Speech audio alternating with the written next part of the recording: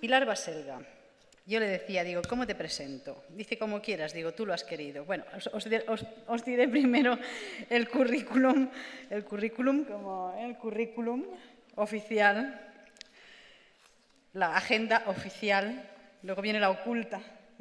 Es doctorada en Historia del Arte Contemporáneo por la Universidad Complutense de Madrid, licenciada en Historia del Arte y Arqueología por la Sorbona, nada menos, con un máster en Arte Moderno y Contemporáneo, también de allí, diploma de Estudios Avanzados por la Complutense de Madrid, colabora en el Centro Pompidou, en el gabinete del presidente Jean Maheu, profesora de Historia del Traje en el Instituto Europeo de Diseño de Madrid, también de Historia del Arte en la Escuela Diplomática de Madrid, en el Museo Thyssen, en el Museo del Prado. Colabora con el Instituto de Empresa en distintos cursos y seminarios de liderazgo, especializada en la divulgación del arte contemporáneo. Ha investigado diferentes métodos pedagógicos que favorecen el aprendizaje real y la integración plena de los conocimientos y los aplica combinando el visual thinking del Museo de MoMA. Vale, con el profesor Antonio Galindo. Y ahora mismo está investigando, es así, para tu tesis doctoral, el mito de Nuremberg, pervivencia de las dictaduras en el siglo XXI. Este es el oficial.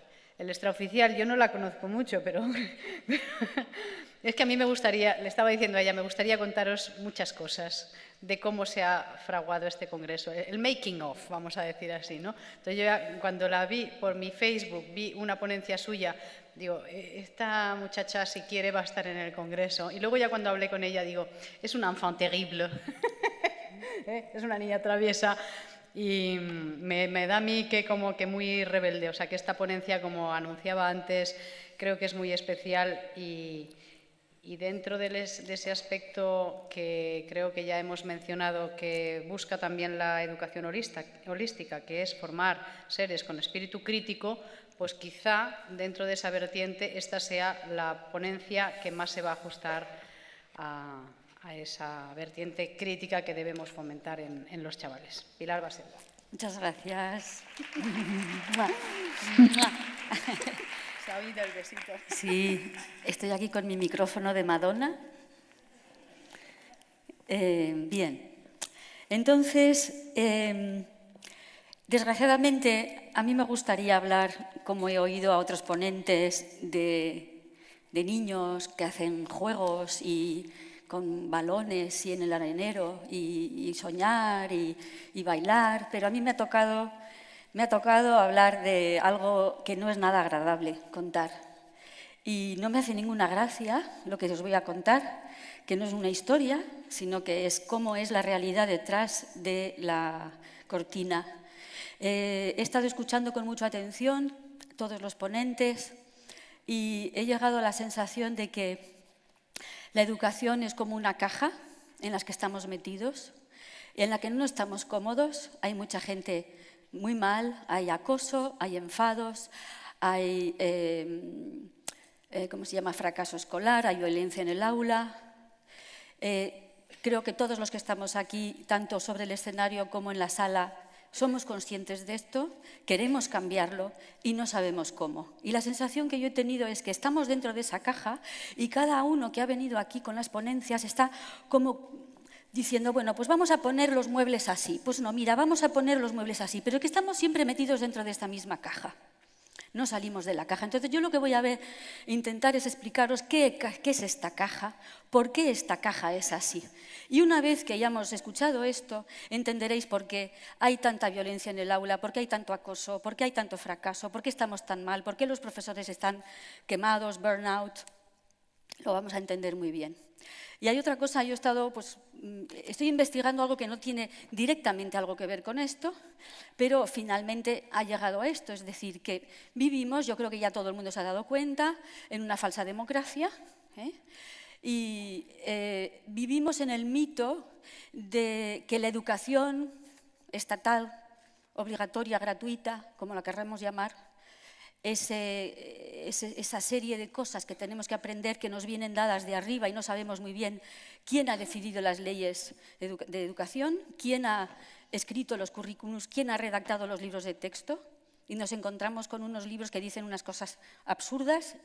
Luego al final usamos fotocopias, yo supongo que aquí ¿no? Os pasará, que los libros de texto al final no os son útiles porque no correspondan a lo que vosotros pensáis, a lo que vosotros sentís. Pues os voy a explicar cómo funciona todo esto. Durante estas charlas he escuchado las siguientes frases. Hay que humanizar la educación, hay que educar con el corazón, hay que educar en la creatividad, la educación idiotiza. Pero también he escuchado otras frases que me han llenado de asombro, como hay que estudiar cosas inútiles, es inevitable, la escuela es un trance necesario, estudia lo que te dicen, diplómate y luego cámbialo. No estoy de acuerdo para nada con todas estas otras frases. Y también he sentido una contradicción muy grande entre casi todos los ponentes han dicho, por un lado, tenemos que recuperar nuestro niño interior, el niño que tenemos dentro es puro, inocente, perfecto, y eso es lo que tenemos que buscar, pero al mismo tiempo dicen que tenemos que evolucionar. Entonces yo digo, a ver, ¿cómo es esto? ¿Estamos evolucionando o hay que recuperar el niño? Es que son cosas completamente diferentes. Entonces, si conocéis a Máximo Sandin y conocéis su estudio sobre el concepto del evolucionismo de Darwin, que es en realidad una gran mentira, no venimos de ninguna ameba, no venimos de ningún mono y el origen del hombre es completamente desconocido. Por lo visto, se crea en el Cámbrico, hace 500 millones de años, aparecen la mayor parte de las especies conocidas hoy en el planeta Tierra. Pero es un gran misterio y desde luego yo no me siento venir del mono. Yo no soy un mono perfeccionado. Yo tengo algo espiritual muy fuerte y yo siento que soy un ser espiritual que está viviendo una experiencia humana. Es así como yo me siento, no me siento venir de un mono. Y yo no estoy en evolución. Yo lo que quiero es quitarme de encima todos los implantes, todas las mochilas, todas las creencias, todas estas cosas que me llevan diciendo y quedarme con mi verdadero ser. Yo a eso no lo llamo evolución.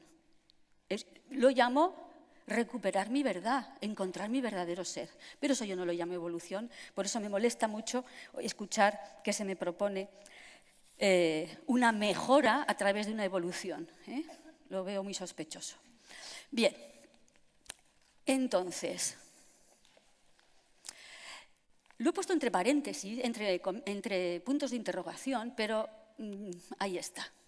Bien, lo propio de las dictaduras, puesto que este descubrimiento mío viene del estudio de las dictaduras, las dictaduras se construyen, se sostienen sobre tres cuerpos. Uno que es el ejército para la defensa exterior, otro que son la policía y los servicios de inteligencia para el control interior y después la educación para el control de la mente, o sea, hiperinterior, ya directamente dentro de tu cabeza. Eso es el punto en común de todas las dictaduras, desde Hitler, pasando por Stalin, Mao y Franco. Bien, entonces fíjense que ¿dónde está la inteligencia en esta estructura? Cuando nosotros decimos servicios de inteligencia, estamos entendiendo qué son los servicios secretos. ¿Desde cuándo la inteligencia está en los servicios secretos? Yo pensaba que la inteligencia tenía que estar en la educación, ¿no? Pues ven, no está en la educación, porque ahora vamos a ver de qué se trata la educación. Entonces, para mí, la democracia sería una educación libre de la inteligencia, los policías, servicios secretos y jueces para investigar, detener y juzgar a los delincuentes y los corruptos, y luego, tercer punto, el ejército para la paz. Pero bien, vemos que realmente no estamos en esto. Entonces, la gran pregunta es, los niños, yo, me pasé 15 años confinada en un espacio para aprender ¿qué? Pues salí sin saber cambiar una rueda, sin saber cocinar, sin saber usar un taladro, sin saber hacer mermeladas, sin saber cortar leña, sin saber coser un botón. Bueno, no miento, aprendí a coser porque mi madre cosía y yo tenía mucho interés y luego las setas tampoco las sé recoger. Es decir, que nada de eso hemos aprendido. Dice, bueno, una cosa tan importante como los movimientos de la luna, la astronomía forma parte de la educación, de la sabiduría del ser humano desde tiempos remotos, porque estamos viviendo en un conjunto, en un cosmos, no está solamente la Tierra. Entonces, fíjense que la luna cambia las mareas, será importante saber si estamos en cuarto creciente o en cuarto minguante. Pues tampoco se estudia esto. Y además estudian cosas que luego no se comprueban. No sé si habéis observado que la Luna ha cambiado de posición. ¿Os habéis dado cuenta? Desde el 2011 la Luna se ha tumbado. Digo yo que será un tema para hablar en algún noticiero, en algún programa. Pues por lo visto esto no interesa. Llevamos toda la vida con la Luna en forma de D cuando es creciente, en forma de C cuando es decreciente. ¿Os acordáis de esto, no? Bueno, pues ahora está tumbada. La imagen que tenemos ahora de la Luna es la que tenemos aquí a la derecha. Y yo todavía no he escuchado a nadie que me explique esto ni he encontrado nada. Bien. Entonces, aprendemos en el colegio a rellenar por el IVA, el IRPF, todo esto, ¿no? Luego tenemos que recurrir a gestorías, a gente especializada. Pues es una cosa que tenemos que hacer todos los días en cuanto montemos la primera empresa o hagamos cualquier cosa. Pues esto tampoco lo podemos aprender. ¿En 15 años no hemos tenido tiempo de hacer un papel de estos? Bueno. Pero bueno, me vais a decir, es que se estudian cosas muy importantes en el colegio. ¿Así? ¿Proposición no de ley? A mí nunca nadie me explicó lo que era eso. ¿Quién marca el Euribor? ¿Sabéis quién marca el Euribor? La agencia Reuters. Me enteré el otro día. ¿En serio? Metéis Euribor en Wikipedia, tarará, farragoso, y al final dice, y al final el Euribor va a ser, pero ¿de quién es la agencia Reuters? De Rockefeller, Rothschild y todos estos. Bueno, entonces ya sabemos que son ellos los que fijan el Euribor, puesto que manejan el mundo. Que es una preferente, ojalá nos hubieran explicado un poquito mejor lo que hay de esto para intentar que no nos estafen. El señor de la ventanilla del banco en el cual hemos confiado todos nuestros ahorros, después nos va a meter doblada a nosotros o a nuestros padres que son indefensos. Esto es impresentable. Bueno, ¿alguien sabe lo que son los derivados? Yo creo que ni siquiera los propios que están en la bolsa saben lo que son los derivados, o sea que eso tampoco sabemos. Ahora, una cosa que me enteraba hace poquísimo. ¿Ustedes conocen la diferencia entre la Comisión Europea y el Parlamento Europeo? Cuando votamos en las elecciones, ¿a quién votamos? Bien, pues el Parlamento Europeo es lo que elegimos, pero quien decide las cosas en Europa es la Comisión Europea. Qué interesante, ¿no? O sea, hay dos cámaras, una a la que se le vota, que no hace nada ni decide nada, y otra que decide todo, donde nadie está elegido, donde están nombrados. Bien, pues esto tampoco lo sabía yo, y esto pues me estoy enterando poco a poco, nunca es tarde. ¿Alguien sabe, precisamente este señor que tiene una cara de gremlin que mata? El Van Rompuy peligroso personaje, ¿alguien sabe por qué lo han nombrado a él? Justamente estaba en la reunión de Bilderberg el año que fue nombrado presidente de la Comisión Europea. Y este es el señor encargado de decirnos si mañana tenemos el 21% de IVA o el 32%. Es este señor, al que nadie ha elegido y que está reunido con los de Bilderberg justo antes de ser nombrado. Bien, es decir, que la Unión Europea, lo siento, no es una democracia, es una dictadura. Y os recomiendo un libro que habéis leído hace nada y por eso no está en el PowerPoint, que se llama Las raíces nazis de la Unión Europea. Está en PDF, libre, lo han escrito, a lo mejor ustedes conocen el Dr. Rath. El Dr. Rath es un alemán médico que lucha por curarse con vitaminas el cáncer y no con productos químicos, y ha hecho una fundación, y esta es la que ha publicado este libro que es impresionante sobre cómo se crea la Unión Europea. No es el lugar de hablar de esto, pero que está ahí, las raíces nazis de la Unión Europea. Bien, también os quiero decir que tengo un blog que se llama No Morir Idiota, que es lo único que aspiro hoy en día. Porque ser rica ya sé que nunca lo seré, entonces lo digo porque si metéis, por ejemplo, No Morir Idiota, las raíces nazis de la Unión Europea, os saldrá la reseña que he hecho del libro y ya os dará pues, todas las pistas, las páginas, los links y todo esto.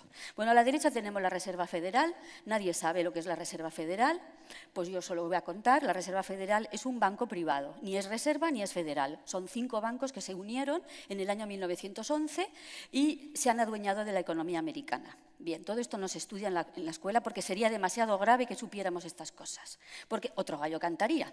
Y entonces me vais a decir, no, pero es que hemos estudiado muchas cosas. Ah, sí, hemos estudiado muchas cosas. Por ejemplo, ¿aquí alguien se acuerda qué pasó después de la Revolución Francesa? Antes de Napoleón, entre Napoleón y la Revolución Francesa hay 10 años de guerra civil.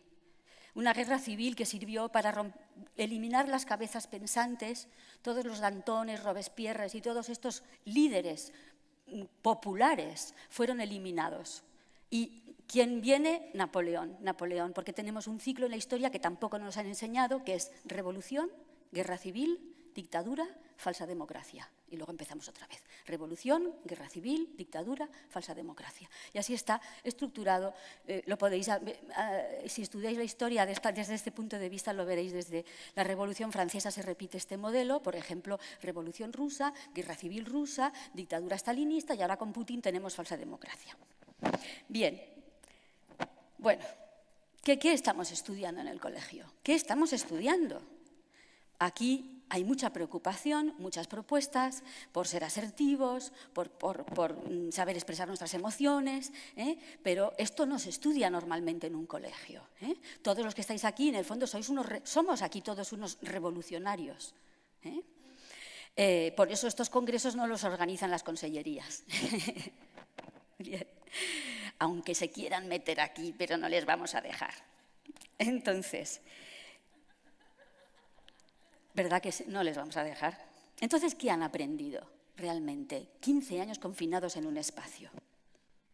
Han aprendido esto, es decir, a estar quietos durante 8 horas para después estar quietos en una fábrica. Los mejores van a las oficinas y los menos estudiosos van a las fábricas.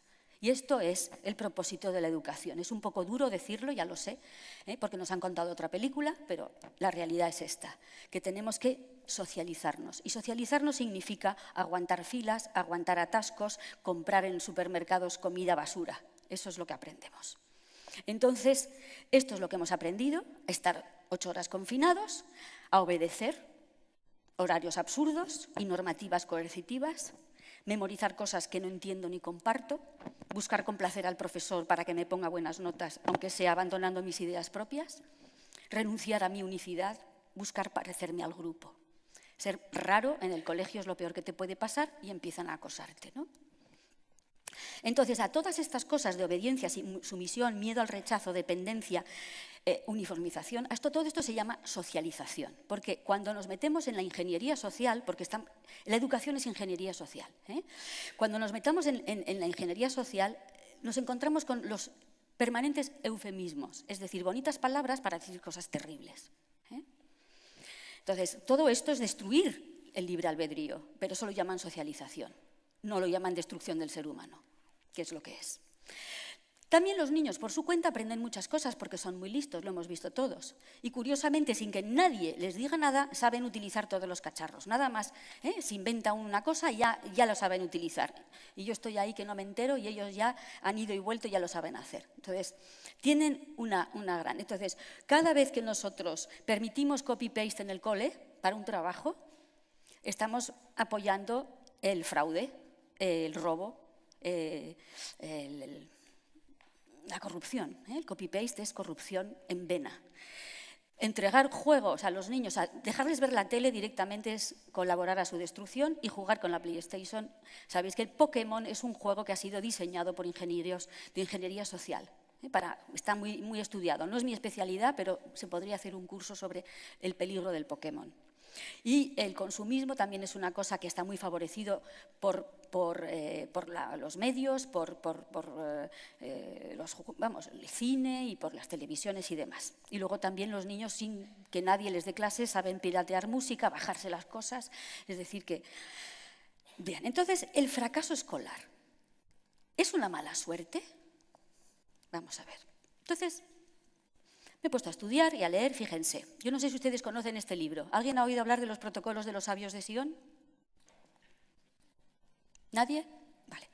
Pues los protocolos de los sabios de Sion, si os metéis en Internet, por supuesto Wikipedia, que forma parte del control, no va a permitir que la gente lo lea como algo auténtico. Entonces, lo primero que te dicen es que son falsos. Pero resulta que este libro tiene un ejemplar en la biblioteca del British Museum con sello de entrada de 1906. Es decir, que no sabemos quién los escribió, pero sí sabemos que en 1905 se publicaron. Entonces, esto está escrito. Entonces, yo no sé quién lo ha escrito, No sé si son sionistas o antisionistas, pero ahí está escrito. Y lo que te quedas de plástico, porque te están describiendo lo que está pasando ahora. Entonces, ¿sabéis lo que los gentiles es el término que utilizan los judíos para nombrar a los que no son judíos? Bien, entonces así pues, para que los espíritus gentiles no tengan tiempo para pensar y reflexionar, es necesario distraerlos por medio de la industria y del comercio, es decir, trabajar y consumir. Pero resulta que en 1979 hay otro documento apasionante que se llama Silent Weapons for Quiet Wars, que quiere decir armas silenciosas como para guerras tranquilas, algo así sería.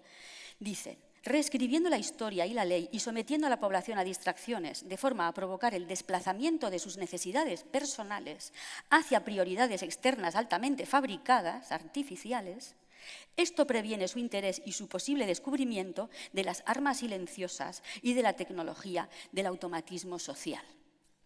Esto está escrito en el año 79, en un documento que se entrega a los participantes de la reunión Bilderberg en el año 79.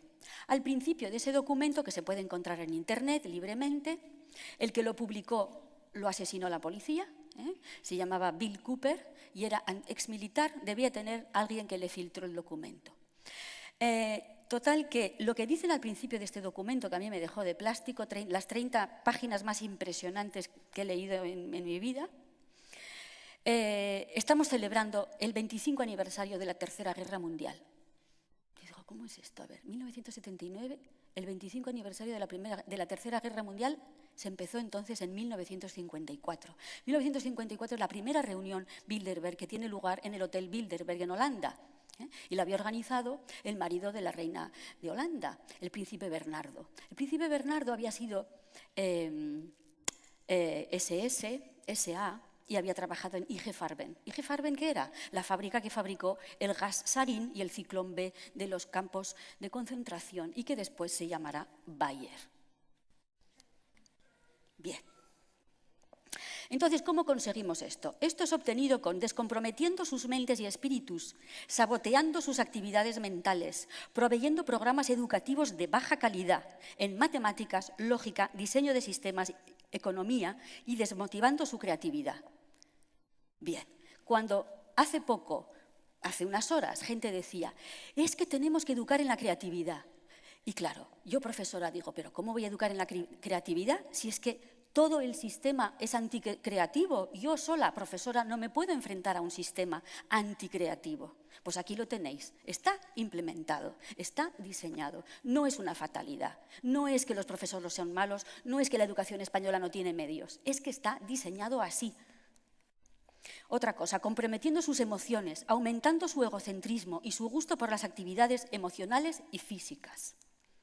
Multiplicando sus confrontaciones y ataques emocionales. Leed esto es impresionante. Violación mental y emocional por medio de un estancamiento constante en la violencia, la guerra, el sexo, en los medios de comunicación social y en particular la televisión y los periódicos. Entonces, cuando lees esto, ya entiendes por qué hay tanta violencia en el cine, en los videojuegos, por qué hay tanta basura de sexo, porque el sexo puede ser maravilloso, pero ese sexo maravilloso nunca aparece en televisión, ni siquiera en las películas, porque además el cine de Hollywood forma parte de todo esto. Dándoles en exceso lo que ellos desean, junk food para el espíritu, y privándole de lo que realmente necesitan. Entonces, me vais a decir, eres paranoica, Pilar, esto no puede ser. Entonces vamos a seguir buscando textos. En 1901, un señor que se llama Edward Ross escribe un libro que se llama Social Control y dice, hay planes en marcha para reemplazar la comunidad, la familia y la iglesia con propaganda, educación y medios de comunicación de masas. Las personas son solo pequeños terrones maleables de pasta humana. Sigo. El objetivo principal de nuestro gobierno consiste en debilitar el espíritu crítico del pueblo, hacerle perder la costumbre de pensar, pues la reflexión da origen, muchas veces, a la resistencia. Entonces, si tenéis la sensación de que no podéis hacer pensar a vuestros alumnos, pues es normal, es que está diseñado así. Necesitamos dirigir la educación de las sociedades cristianas de tal forma que sus manos caigan abatidas en un gesto de desesperada impotencia ante cualquier negocio que exija iniciativa. Por eso, cuando nos bombardean con toda esta corrupción y todas estas cosas que pasan en España y tenemos todo esto y nos quedamos así, ¿y ahora qué hacemos? Pues está tan bien diseñado, ¿eh? No es ninguna casualidad. Estamos abatidos y no encontramos manera de encontrar iniciativa. En nuestros sueños la gente se rinde con perfecta docilidad a nuestras manos moldeadoras. Esta frase la dice en la primera Junta General de Educación de Rockefeller. Porque los Rockefeller, en cuanto hablamos de ingeniería social, control, aparecen enseguida. Son grandes, lo que ellos se llaman filántropos, ¿eh? De nuevo un eufemismo.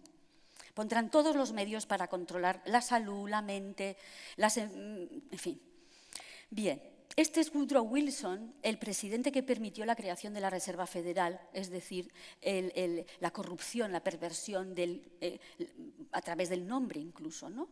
Nosotros tenemos el Banco de España, que ya gracias a la Unión Europea no sirve para nada, pero cuando teníamos Banco de España con algo dentro, nosotros decidíamos emitir moneda, lo decidía el gobierno, pero en Estados Unidos lo deciden 5 bancos privados. Pues miren lo que dice, queremos que una clase tenga educación liberal y queremos otra clase, una clase necesariamente muchísimo mayor que renuncie al privilegio de una educación liberal y se adapte para ejecutar tareas manuales específicamente difíciles.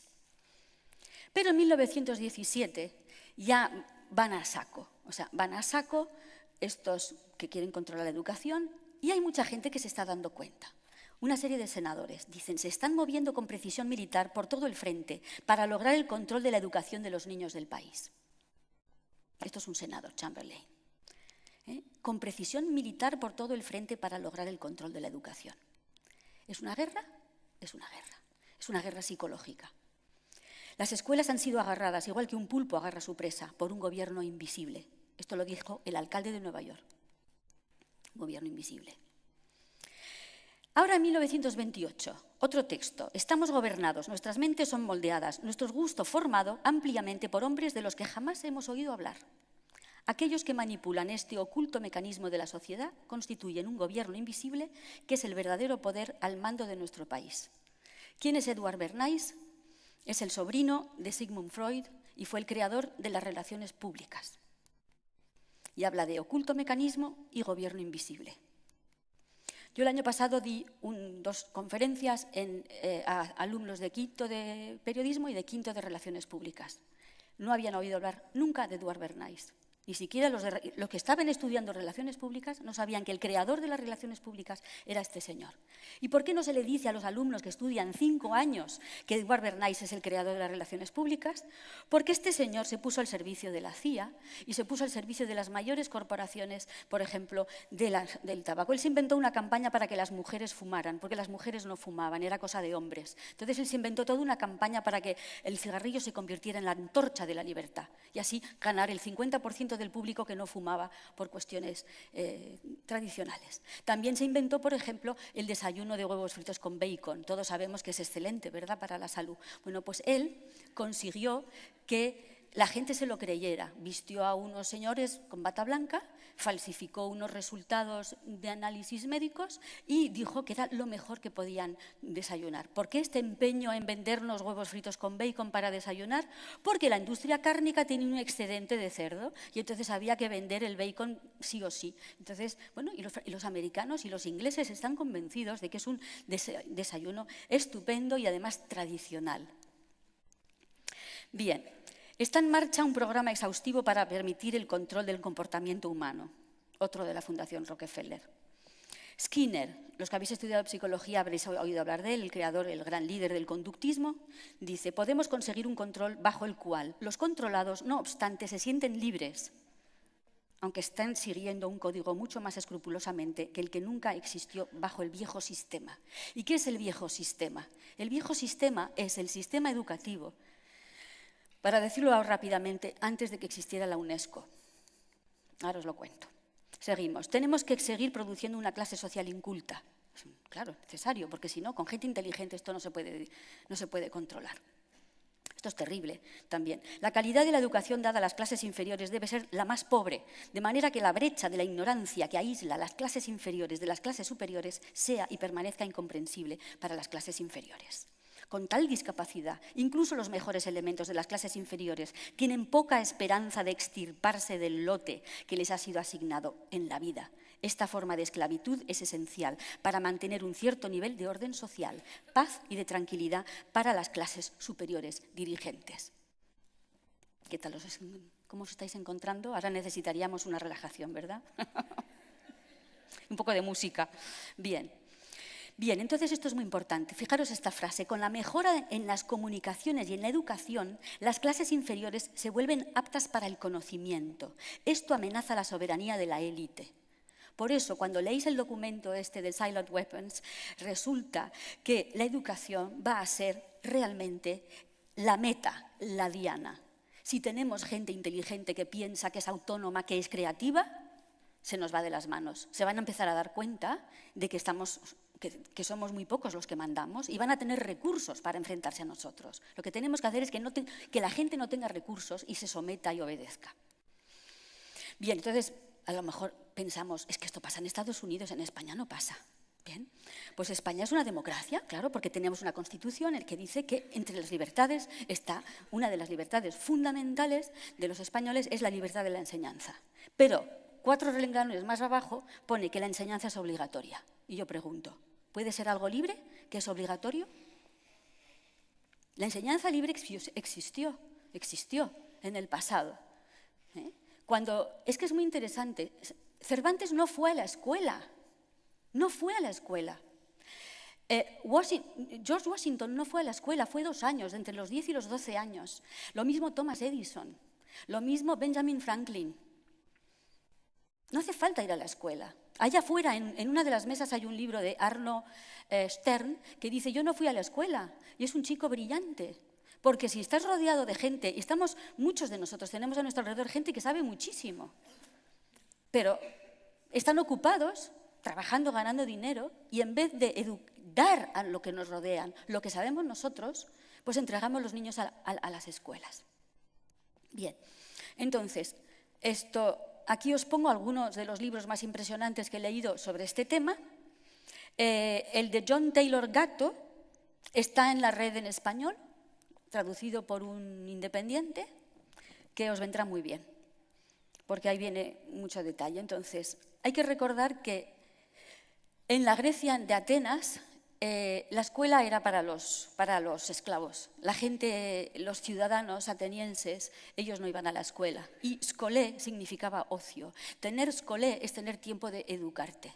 En cambio, en Esparta, la sociedad sí que había escuelas y las familias entregaban sus hijos a la escuela para que fueran formados militarmente. En Roma es muy interesante porque aparece la figura del pedagogus. Y pedagogus es el esclavo.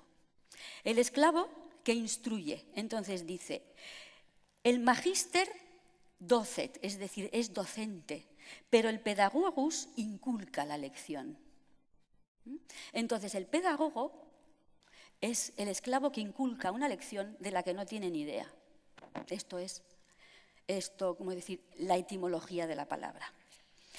Bien, en la Edad Media existe una manera de educar a las clases elevadas, sobre todo a las clases religiosas, con el trivium, que todos conocemos, gramática, retórica, dialéctica, y el quadrivium, aritmética, geometría, astronomía y música. Como pueden ver, aquí no hay diferencia entre letras, ciencias, astronomía, geografía, arte, todo está unido. Todo está unido. ¿Qué es que ha quedado de esta instrucción maravillosa de la escolástica? Pues de la gramática, reglas, que los niños aprenden, memorizan y no se enteran bien de qué va. Literatura un poquito, pero poco. A mi hijo con 11 años le mandaron que leyera o con 12 el Cantar del Mío Cid, que yo lo abrí y ni siquiera lo podía leer porque no entendía nada. Yo preguntaba, ¿no tendrán otro libro para darle a mi hijo con 12 años? Odiarán la literatura. Eso forma parte del plan también, no lo sabía, me he enterado. Luego la retórica tampoco se estudia y luego la gente no sabe hablar en público, no sabe defender una tesis, no sabe presentarse para ir a trabajar. La dialéctica, la gente, por ejemplo, en la televisión se ve, la gente no sabe hablar, no sabe discutir. Es hablo yo, hablo yo, hablo yo. Cada uno habla y se cuenta su cosa, pero no hay dialéctica en el sentido de utilizar los argumentos del otro para rebatirle. Pues esto se estudiaba. Mi padre me contó que cuando él iba a los jesuitas hacían clases de dialéctica. Bien, la aritmética, cálculo complejo, ha desaparecido. numerología, es decir, el sentido sagrado de los números, ha desaparecido. La geometría, pues es mínima, geografía también mínima, topografía 0, astronomía 0 y música 0.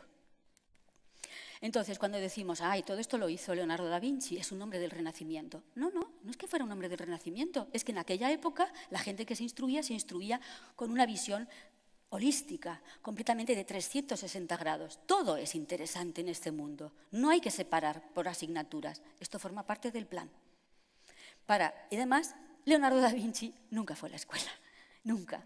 Él había sido el hijo de una relación, de un notario con una señora del campo, y vivía en el campo, y además lo contaba. Él se había criado en el campo, viendo las hojas sobre el agua flotar, ver los pájaros, y así mirando la belleza de la naturaleza, hizo todas estas maravillas. Bien, entonces, la etapa de la Ilustración, que nos la han vendido como la panacea, la cosa más maravillosa que hay, ojo con la Ilustración, porque en la Ilustración aparecen una serie de ideas, que si Rousseau era un ecologista, el primer ecologista, y es un hombre que dice cosas muy bonitas, también dice una cosa terrible, que es que el hombre es un animal social, acordaros de esto porque después Darwin lo va a utilizar, y también dice que hay que igualar a la humanidad, y eso es terrible, porque somos todos diferentes. Entonces, en la Ilustración es cuando nace la idea de que el Estado y la colectividad es superior al individuo, que el culto al progreso es superior a la tradición, que el laicismo es superior a la religiosidad-espiritualidad, que la razón es superior a la intuición, que la ciencia tecnológica es superior a la ciencia pura. Cuando decimos que nosotros estudiamos ciencia es mentira. Estudiamos tecnología, es decir, ciencia aplicada. La ciencia pura es la que busca la verdad, sin aplicaciones prácticas. Pues hoy en día nadie estudia ciencia pura, que es simplemente por el gusto de saber la verdad. Siempre se estudia la ciencia tecnológica. Entonces nos han vendido que la ciencia es la ciencia tecnológica. Pues no. Bien, otra cosa que aparece en el siglo XVIII es que el Estado es el padre de los ciudadanos, este Estado padre que nos arregla todos los problemas, que nos dice lo que tenemos que estudiar, los medicamentos que tenemos lo que tenemos que pensar, etcétera. También aparece esta idea de que lo que es bueno para el Estado es bueno para todos, que el individuo debe sacrificarse por el Estado y por la colectividad. Y esto se hace muy patente con las dictaduras de los años 30, es decir, con Stalin y con Hitler son estas ideas al saco. Luego la idea del progreso, eso es terrible. El progreso es mentira. No existe el progreso. Hay cosas que evolucionan en una dirección y otras se pierden. Cuando estudian, yo que me gusta mucho la historia de la moda, el traje, todo esto, hay tejidos que hemos encontrado en España del siglo XII. No sabemos hacerlos. No sabemos hacer ni los hilos. Tejerlos todavía menos. Y están ahí guardados diciendo, ¿pero cómo se hará esto? ¿No? O sea, bien. Y luego otra cosa terrible también es que la cultura la organiza el Estado y se encuentra en las ciudades. Es decir, que el mundo rural es una porquería, es un atraso, no tiene ningún interés. Entonces, una gran idea que está metida dentro de los programas de las leyes de educación de toda Europa, gracias a la UNESCO, es que el enemigo del progreso es la tradición y la religión, que la tradición popular y el mundo rural y las tradiciones religiosas son un atraso, una superstición, y que la irracionalidad es bajo y primitivo, todo lo paranormal, esotérico, meditar, entonces ya parece que estás diciendo tonterías. Bien, estas son las herencias de la Ilustración, el control del Estado, el ser humano es imperfecto y puede ser mejorado, en esto de la evolución que os decía, que a mí me pone los pelos de punta. El laicismo es la modernidad y la espiritualidad es de colgados. ¿Cuáles son los medios del Estado? Pues controla la educación, controla la economía. Intentad montar una empresa, vais a ver lo complicado que es. Vienen todas las normativas, los impuestos. Y entonces esto también forma parte del plan, porque no conviene que haya pequeñas empresas, que haya pymes, es mucho mejor que haya multinacionales. Las multinacionales no tienen problemas. Para ellas hay SICAF, hay soluciones estupendas, pero para el pequeño empresario le ponen un montón de problemas. Y esto forma parte de este plan, de que estemos absolutamente sin podernos mover, ¿no? Y luego lo que es peor es la libertad de conciencia, que va a ser el resultado de este machaque, ¿no? Entonces, nos han dicho, el Estado somos todos. Pero yo no tengo la sensación de que el Estado, que yo soy el Estado. Al contrario, yo siento que el Estado me oprime y me abusa de mí y me está estrujando todo el tiempo.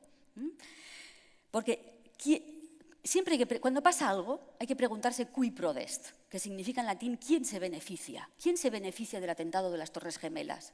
Pues sirve para atacar a Afganistán. Ah, qué interesante. ¿Eh? Y así todo, ¿no? Bien, entonces siempre hagamos esta pregunta. Entonces, ¿quién se beneficia de todo esto? Las élites, que son los banqueros más las farmacéuticas, que están todas unidas con el mundo del armamento y de las petroleras. Y son las que realmente gobiernan el mundo. ¿Y esto cómo es posible? Porque no gobiernan directamente, tienen intermediarios. Y estos intermediarios son los políticos que nosotros votamos democráticamente. Y lo bueno de la crisis, que yo estoy encantada con esta crisis y todos los sobres de Bárcenas y los casos y los urdangarines y todas estas cosas, es que por fin están cayendo las máscaras y nos estamos dando cuenta realmente de cómo funciona esto, de que esto de democracia no tiene nada. Nosotros les votamos porque creemos sus mentiras y luego ellos, con esto de que tienen mayoría absoluta, hacen lo que les dicen sus amos, que están por encima de ellos.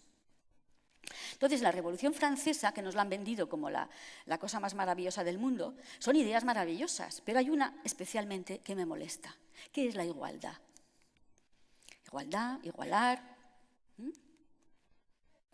Esto es la igualdad. O sea, nos tenemos que someter por igual. Y ya veis que todos los culitos son diferentes.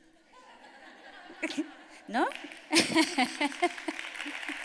Ahora, no sé si conocéis a este fotógrafo que se llama Spencer Tunick y que esto reunió a 20.000 personas en la Plaza del Zócalo en México y la gente lo hizo gratuitamente. A mí, yo no sé la fortuna que me tienen que pagar para que yo haga eso. Vamos, tengo una idea de mí misma muy elevada para hacer eso, ¿no? A ellos les gusta, pero esto es lo que hacemos, pero voluntariamente. Esto es una especie de símbolo de lo que estamos haciendo todos los días. Todos los días hacemos esto. Ya estamos preparados para que...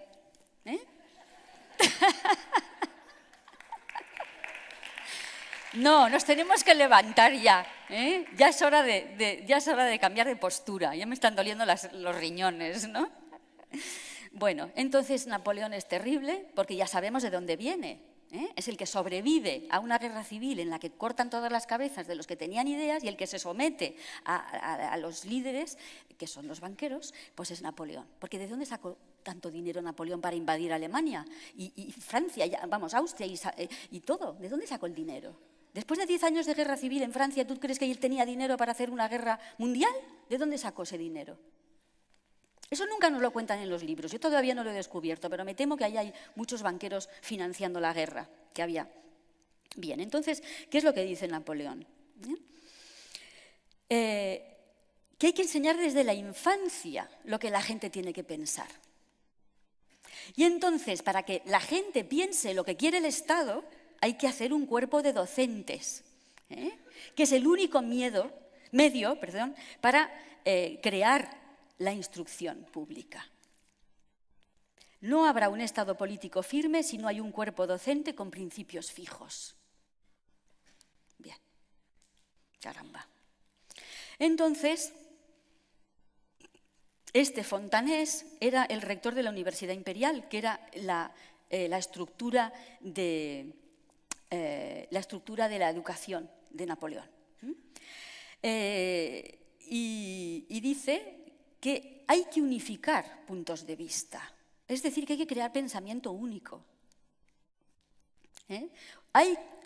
Es necesario una unidad de puntos de vista. Igualar, enseñanza necesaria, el Estado, el gobierno, firmeza, unidad de pensamiento, pensamiento único. ¿Es necesario para quién? ¿Para mí? ¿Para vosotros? No es necesario.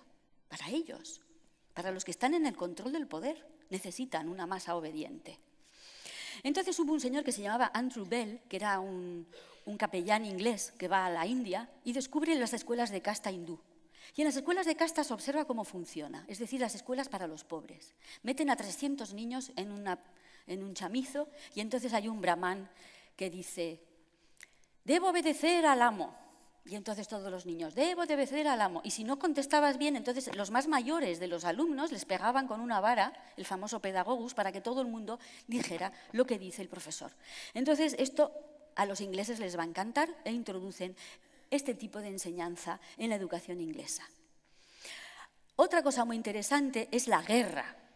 Ya hemos hablado de Napoleón, ahora vamos a hablar de los enemigos de Napoleón, que eran los alemanes, como siempre, estuvieron en guerra francos y germanos, como 2000 años en guerra, ahora son amigos. Bien, entonces el sistema prusiano, Jena es una victoria de Napoleón y Waterloo es el gran desastre. ¿Qué pasa entre Jena y Waterloo? Pues que van a montar las escuelas prusianas. Entonces, el que crea el pensamiento de que hay que formar a los alumnos se llama Fichte, y el que escribe la frase, el trabajo hace libre, que es lo que había en la puerta de los campos de concentración. Arbeit macht frei. Trabajo hace libre. Otro eufemismo. Bien, entonces, ¿qué es lo que hacen los alemanes? Organizan 3 niveles. El 0,5% es la élite. Tiene una educación como el trivium y el quadrivium. 360 grados, perfecto. El 5%, zonas intermedias, mandos intermedios, profesores, militares, policías, médicos, arquitectos, todos esos que tienen que trabajar y saber un poco, pero no mucho. Y luego el 90% de las que llamaban Volksschule, era Akademienschule, Realschule y Volksschule. Y el Volksschule era las escuelas del pueblo, donde les impiden la lectura fluida porque se dan cuenta de que cuanto más tarde aprendes a leer, peor lees. Entonces, antes estaban hablando de esto en el sistema Waldorf. Yo no sé, yo no soy una especialista del tema, no soy logopeda ni sé nada de esto, pero lo que yo he leído es que mi madre, por ejemplo, le enseñó a leer a mi hermana con 3 años, a leer y a escribir, y llegó al cole ya sabiendo leer y escribir. Bien, y eso a mi alrededor hay mucha gente así, las abuelas que enseñaban, o las madres que enseñaban a leer muy prontito a los niños. Bien, entonces, impedir la lectura fluida, separar las asignaturas en zonas estancas.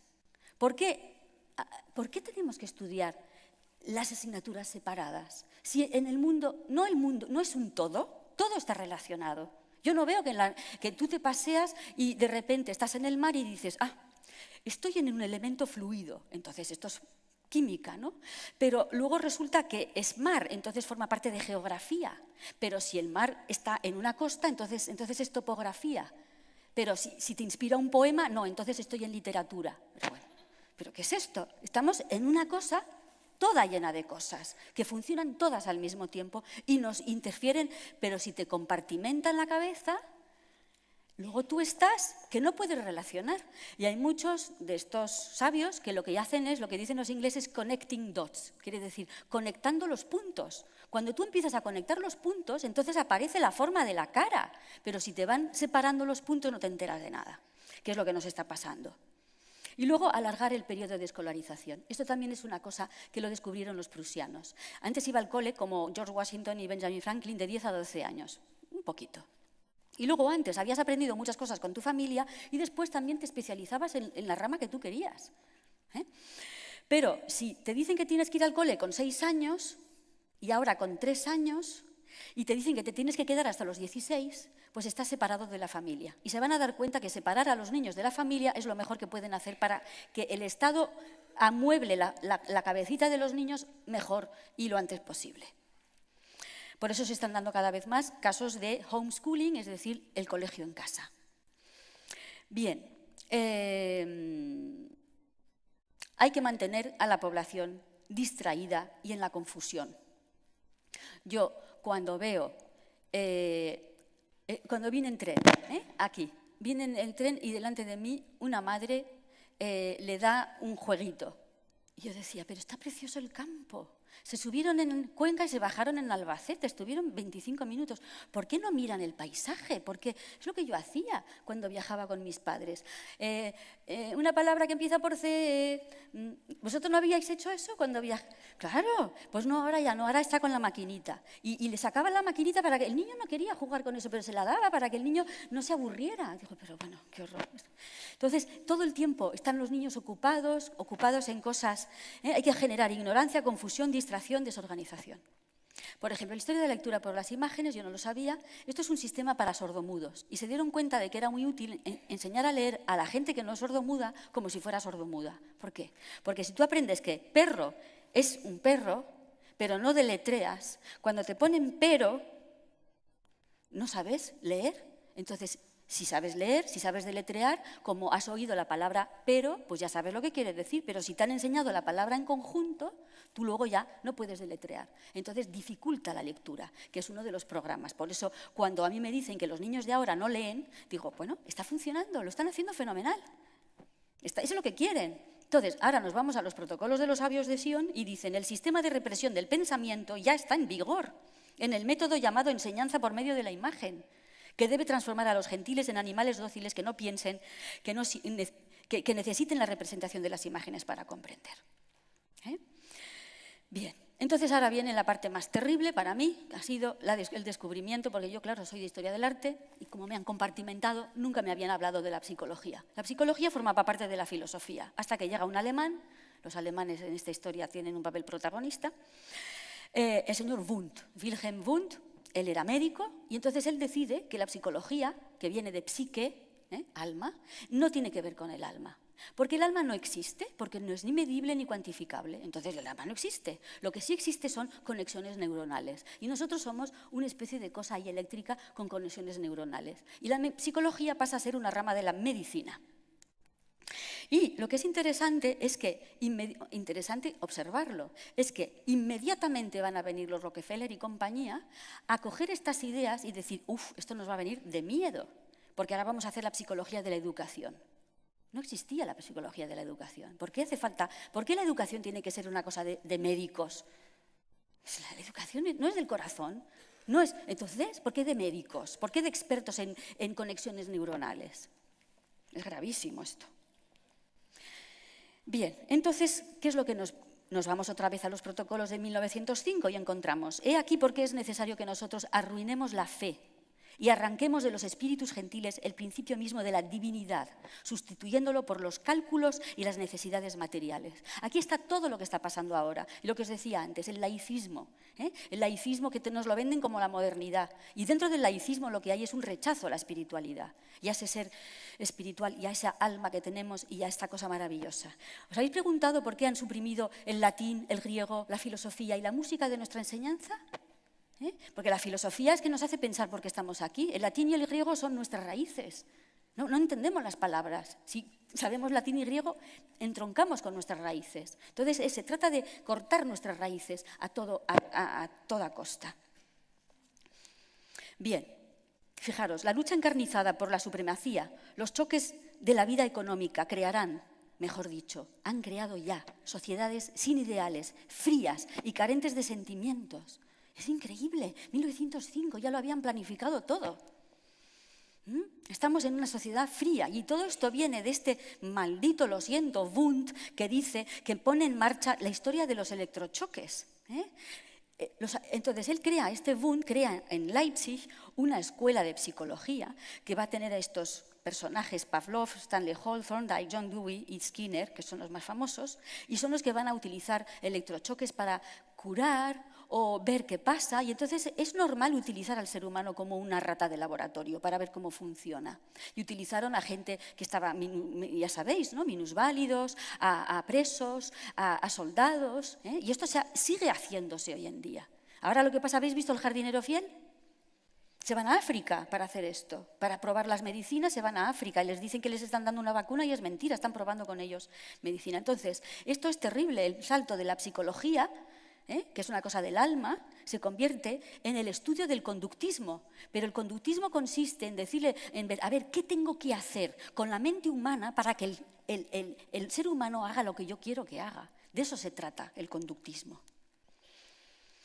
Bien, entonces, esto es terrible, esto está en la red, lo he visto, no he podido ver más de un minuto porque el niño está gritando, resulta que es un alumno autista que está en un centro especializado, y lo dejaron paralítico después de 31 electrochoques y 7 horas de tratamiento. Y ves cómo está amarrado así, gritando, así, y todas estas personas mirando así tan tranquilos.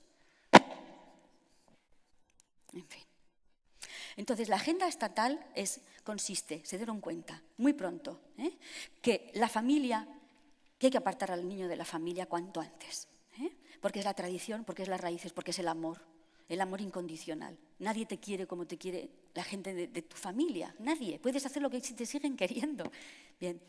Luego, prolongar la infancia, en el sentido de que no te dejan… Esto de el trabajo infantil es horroroso, depende. Si un señor empresario te está maltratando, sí, pero si es tu madre la que te está enseñando a cocinar, o tu padre que te está enseñando a cambiar una rueda, o te dice, oye, vente al taller que te vas aprendiendo como se hizo siempre. Velázquez empezó a trabajar en el taller de Pacheco con 11 años para aprender. Bien, retrasar el aprendizaje de la lectura, porque eso favorece el analfabetismo.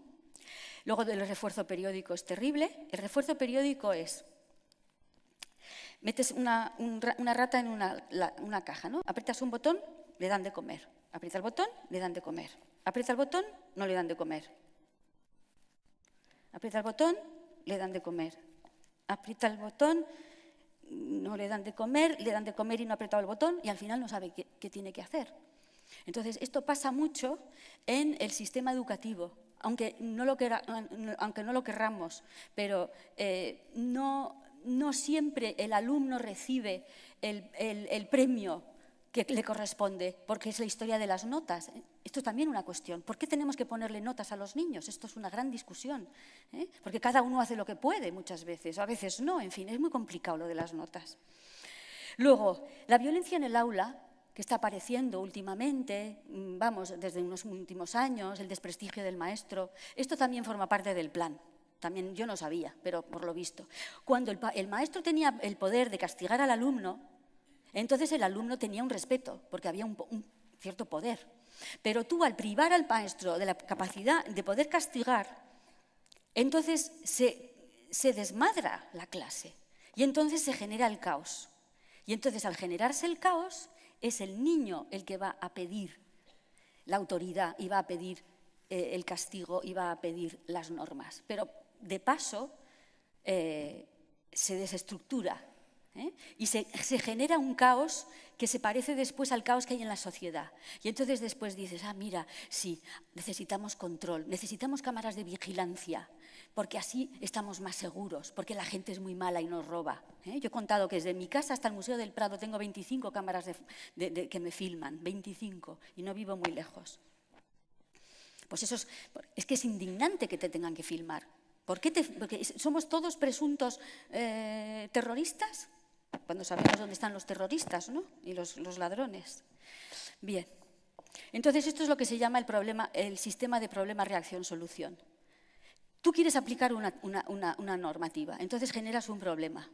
Ese problema crea una reacción y entonces tú así puedes aplicar la solución. El 11S es uno de esos casos, por ejemplo.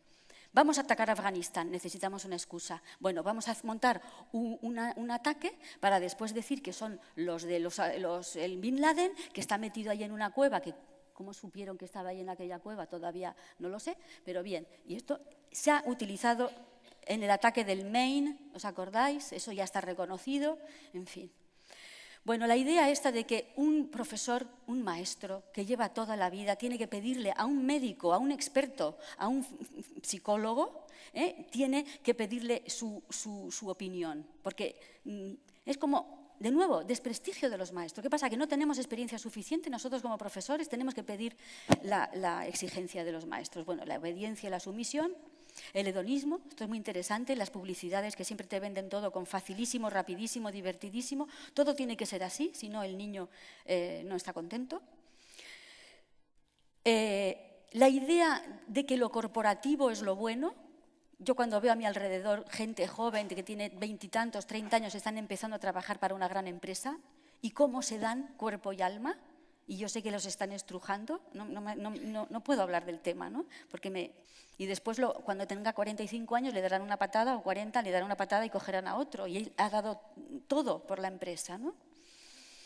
Bien, entonces, una cosa que yo no sabía. ¿Ustedes saben cuándo fue la primera ley de educación? ¿A que nunca se lo han dicho? ¿Por qué tiene que el Estado que decidir por ley lo que nosotros sabemos perfectamente que tienen que estudiar nuestros alumnos y nuestros hijos? ¿Por qué es el Estado?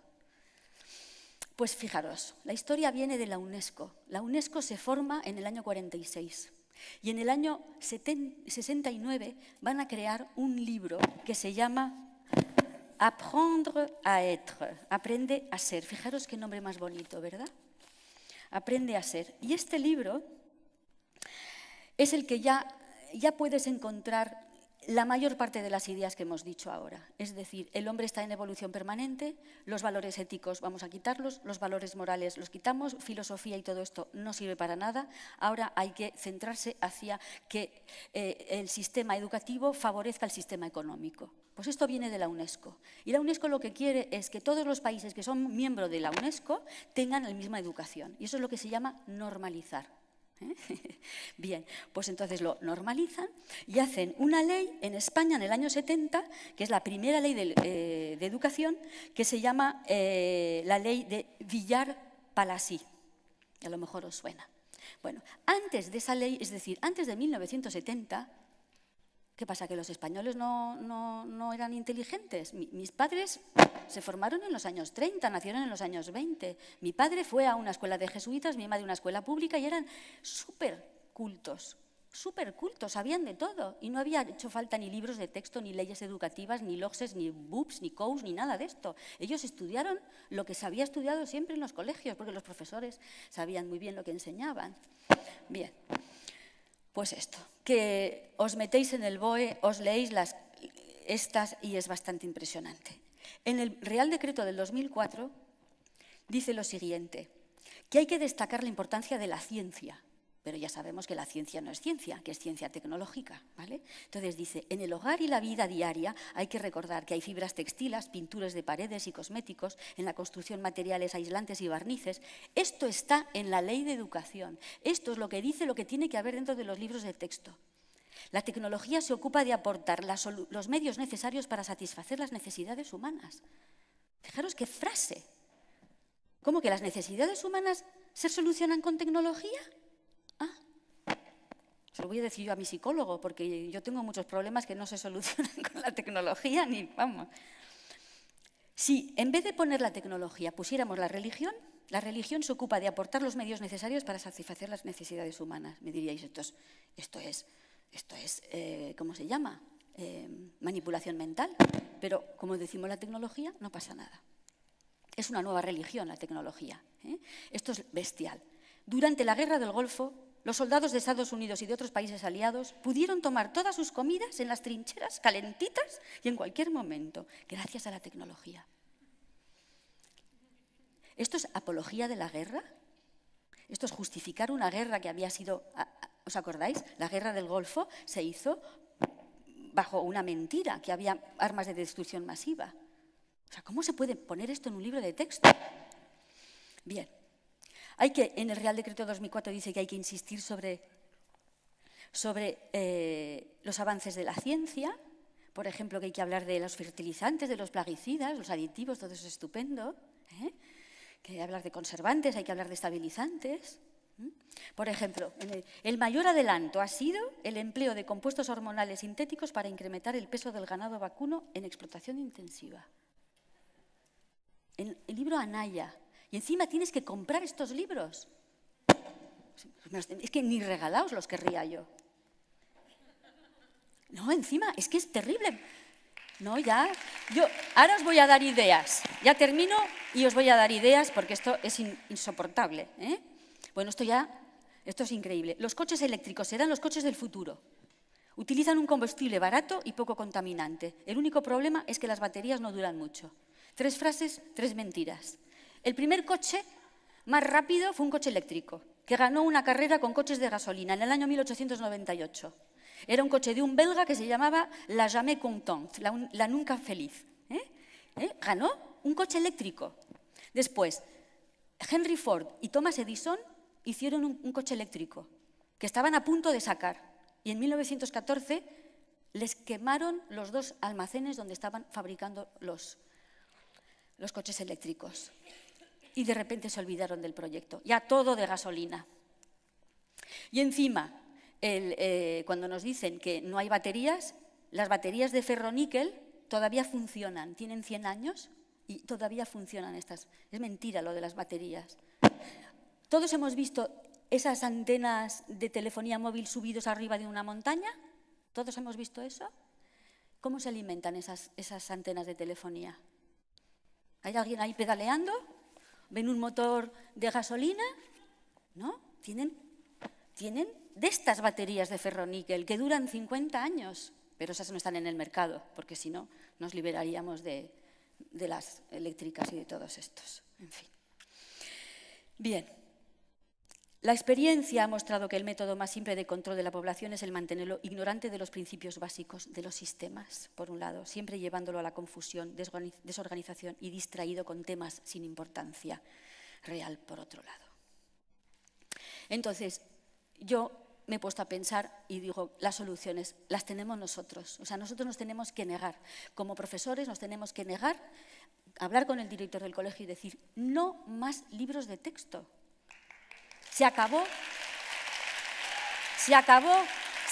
de financiar estas editoriales que son, como veis, están al servicio de la destrucción del ser humano. Vosotros sabéis perfectamente que cada colegio tenga sus propios currículum y cuando un padre traiga a su alumno a vuestro colegio, le digáis, miren, nuestro currículum es este. Nosotros vamos a enseñar esto. ¿Le gusta? Vale. O sea, y porque además, lo sé, porque un amigo mío es director de colegio, vienen las editoriales y les dan comisión. Coño, hay que decirlo. Pero es que están haciendo picadillo con la mente de nuestros hijos y encima se están lucrando. Es como Bárcenas, es lo mismo, pero a nivel peor porque son nuestros hijos, no es dinero, son nuestros hijos, el corazón de nuestros hijos que están destruyendo y luego salen a buscar trabajo y no encuentran trabajo porque están ya machacados, porque ya no creen en ellos, porque ya no pueden inventar. Entonces hay que negarse, hay que quemar. Yo soy terrible para esto, yo ya estoy volviéndome nazi también, ¿no? Hay que quemar las malditas Barbies. Yo recuerdo tener una Barbie a la basura, o sea, directamente, la pira. Yo recuerdo tener una Barbie, tenía yo 8 años, y yo miraba a la Barbie con sus vestiditos, me miraba en el espejo y digo, Pilar, qué fea eres. Mira, eres baja, eres morena, no tienes esas tetas, no tienes esas caderas y tienes unas piernas gordas y cortas. ¿Pero qué? Y viví con eso, estuve a punto de ser anoréxica por la maldita Barbie. Y luego, ¿por qué? Yo me acuerdo, mi hijo lo he educado en comida muy sana, siempre. Y cuando iba a los cumpleaños de los niños, a los McDonald's y compañía, no podía comer. Porque no le gustaba nada de lo que había en las hamburguesas, y ni los nuggets, ni nada de eso. Y encima después de esa mierda de comida, le daban un cucurucho lleno de chuches químicos y que mi hijo tampoco comía. Y entonces yo decía, ¿pero qué es esto? Y luego los juegos. Los juegos están diseñados para que los niños sean violentos y que no tengan empatía, porque desde que nacen hasta que llegan a 20 años, ¿cuántos asesinatos han visto? ¿Cuánta sangre han visto? Ya es completamente normal. Esto que han pasado de que han destruido las casas rurales en Galicia. Pues ¿cómo no van a ser violentos y les divierte romper cosas? Si es lo único que hay en sus juegos. No existe otro juego. Y encima las madres dándoles, cuando hay un paisaje precioso, dándoles para que el niño juegue con la maquinita. No. ¿Y cómo no? Hacerlo todo en familia. Lo poco que sabes, enséñaselo. Enséñale tú lo que sabes hacer. Que todas sabemos hacer mucho. Luego, la historia de las guarderías, madres de día que se están poniendo en marcha, la escuela en casa, esto que os he dicho, los colegios, nada de libros de texto. Todo se tiene que hacer de una manera desde el corazón, pero hagámoslo ya. Que no nos impongan a nosotros lo que tenemos que decirles a nuestros alumnos, a nuestros hijos. La televisión, yo me siento al lado de mi hijo, bueno, ya es mayor, y comentamos, o sea, es visión crítica. Yo no enciendo la televisión para que él esté ahí. No, me pongo a su lado y digo, bueno, fíjate tú, pues esto te están diciendo esto, pues esto te están diciendo lo otro, ¿no? Claro, pero que es un... No, es verdad. Le tengo que agradecer a mi hijo que me dice, mamá, por favor, no te vistas de hippie. Ponte elegante. Y digo, vale, venga. Bueno, y por supuesto, el contacto con la naturaleza es tan importante, ¿eh? Que cocinen con nosotros, y educar en la autonomía. Y luego hay una cosa que ya termino, es que rechazaré los exámenes tipo test, por supuesto. Es una cosa que no quiero, que no quiero dejar de decir y que me ha dolido un poco yo soy muy sincera, en este congreso, es ver que hay negocio con el sufrimiento de los niños. Es decir, que hay empresas que se dedican a ayudar a los niños que están mal. Por un lado es normal, quieren ayudar, pero por otro lado hay negocio. Y a mí, donde hay negocio, lo siento, hay intereses de que hay intereses de que no se arregle. Entonces, ¿veis la caja, no? He intentado romper esa caja. No necesitamos esta educación. Podemos ponernos a trabajar ya. Yo quiero ya que haya un proceso constituyente, que formemos partidos políticos o por lo menos un partido político de alternativa a esta tropelía en la que estamos metidos. No nos merecemos esto y nos tenemos que poner de pie y juntos hacer un mundo nuevo, pero ya. Y la educación es, como habéis visto, un elemento enorme para tenernos controlados. Muchas gracias.